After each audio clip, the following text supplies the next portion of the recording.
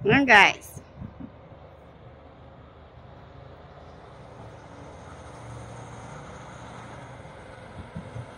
Yeah. Hello mga ka-dreamers! Welcome back to my vlog. Hello everyone! For today's video guys, i-share ko lang sa inyo yung bagong rules na inilabas ng IRCC para sa mga international student na mag-apply po ng study permit.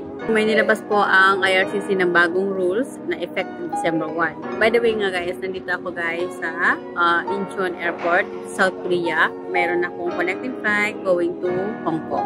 So yun nga guys, si Mr. Miller po ng IRCC ay naglabas ng bagong rules. Ngayon, ang sabi po ng IRCC, effective December 1, 2023, post-secondary designated learning institutions or DLI will be required to confirm every applicant's letters of acceptance directly with IRCC. So, lahat ng mga letter of acceptance guys ay dadaan na po sa IRCC. I-check na po nila bago nila ma-issuehan ng study permit yung mga nag-a-apply na mga estudyante para maiwasan nga yung scam. Kasi alam naman natin guys na marami pong naloko. Around 700 students, most of them ay mga Punjabi po.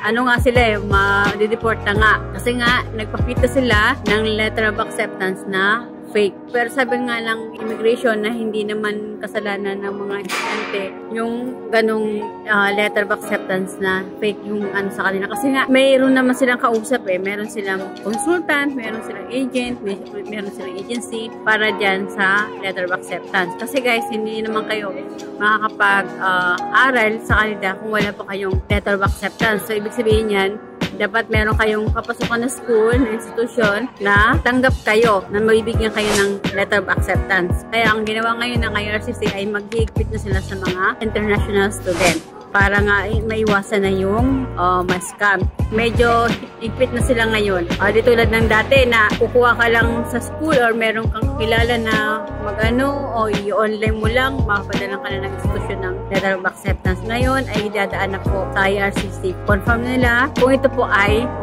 legit. I-screen muna nila lahat ng letter of acceptance bago sila magbigay ng study permit sa isang estudyante na nag-apply ng study permit. Simulan kasi yan guys nung mga Punjabi na around 700 ata ng mga Punjabi na naloko dyan sa letter of acceptance na pinakita nilang letter of acceptance ay fake. Ngayon, sabi ng immigration na hindi naman nila kasalanan yun. Kasi for deportation na nga, dapat yan mga yan guys eh. Kasi nga, misinterpretation eh. Talagang magkukonsulgan ng deportation yun. Pag nagpakita kayo ng mga fake na documents, yan po yung ano dito sa Canada na huwag kayong gagamit ng mga fake documents. Kasi nga talagang ano talaga nila yan.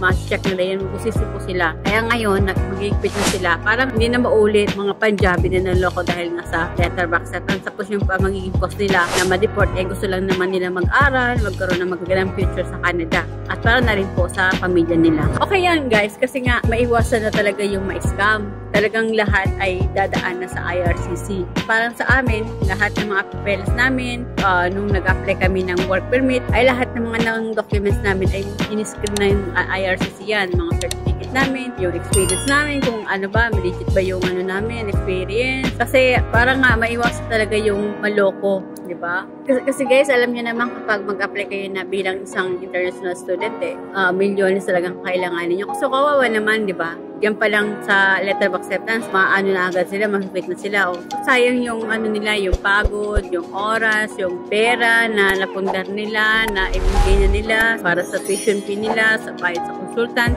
In the long run, malaman nila na yung ano pala nila, letter of acceptance ay fake. Kaya ngayon ng IRCC ay mag-higpit na. Nabalitaan ko din dati na magbabawas na nga sila ng mga international student na papasukin sa Canada kasi nga dahil rin sa nagkakaroon ng home crisis. Marami din nagreklamo ng mga international student na wala nga silang matirhan tapos sobrang mahal. Siguro yan na yung way ng IRCC na talagang i-ano nila, paplansyahin na nila, lilinisin na nila para maiwasan na nga yung mga ganyang issue. Pero hindi yun ang ano dun eh. Hindi kulang talaga yung pabahay sa Canada kaya ganyan.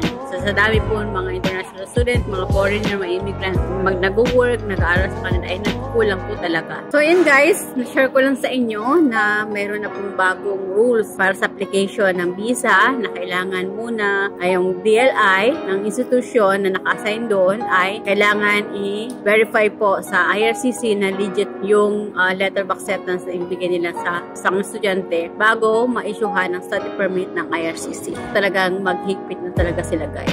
Ngayon guys, kung kayo po ay may plano na mag-international student sa Canada, ay make sure po na yung kausap nyo ay talagang legit, hindi po kayo may scam, at make sure po na i-check nyo yung background niya kung marami na po siyang na-handle ng mga international student na wala pong negative feedback sa kanya. Huwag po kayo magtitiwala sa nakita nyo lang sa Facebook tapos agad-agad kayo magtiwala sa kanya tapos magbibigay kayo ng pera. Wala effect naman po ang ibigay sa inyo ng letter of acceptance. Kailangan guys, maging wise po kayo. Kaya huwag po kayong magmamadali. Kasi kung magmamadali kayo at hindi nyo masyadong na-screen yung tao, hindi nyo na background check, at talagang maano kayo, ma-scam kayo. Ito nang ginagawa ng IRCC na para maiwasan na yung mga ganitong kaso, na maiwasan na yung mga scam.